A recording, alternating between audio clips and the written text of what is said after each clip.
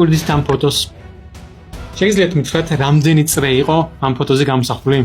ცოტა გაგიჭირდათ, ხო? და ამ ნახატზე ყველაფერი უფრო გამარტივდა, ხო? სინამდვილეში ამ ორივე ფოტოზე წრეებისთვის არც ადგილი შეგვიცვლია, არც ზომა და არც ფერი. თუმცა დამეთანხმეთ, რომ პირველ ფოტოზე მათი გარჩევა ბევრად უფრო გაგიჭირდათ. სწორედ ასე მუშაობს თანამედროვე პროპაგანდაც. დღეს მათ მთავარ მიზნად იქცა თქვენი არა პირდაპირი მოტყუება, არამედ საინფორმაციო ქაოსის შექმნა. ისინი ცდილობენ დამალონად დამარხონ ფაქტები ურთიერთგამომრიცხავი ვერსიების, უსარგებლო ფაქტების თუ ემოციური მანიპულაციების ქვეშ.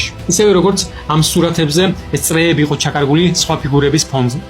გასაკეთებს პროპაგანდა მიმდინარე პროტესტის ფონზე. ხო შეუძლიათ მათაც მოიცვიონ პროტესტის მონაწილეები, კითხვები დასვან, იმჯელონ, ფაქტები მოიყვანონ, რასაკეთებს ამის მაგივრად სახელმწიფო მედია. ისინი გვიყვებიან უაზრო შეთქმულების თეორიებს, ხან გლობალური ომის პარტიაზე, ხან deep state-ზე, რაღაც აგენტურაზე თუ რაღაც გუდიანებზე, რომელიც დღედაღამ იმაზე ოცნებობენ, როგორ გაათხოვნონ ქართული კაცები. პარალელურად ჩნდება აბსურდული თემები, გადაცემები, რომლებიც სრულად ცდება ქვეყანაში არსებულ რეალურ პრობლემებსა და საკითხებს. ამ ყველაფრის მიზანი კი ის არის, რომ თქვენ საბოლოოდ უბრალოდ დაიღალოთ და თქვათ, რომ კაცმა არ იცის სიმართლე სად არის, ყველა მაინც თავისას ამბობს და მაინც არავინ არის ბოლომდე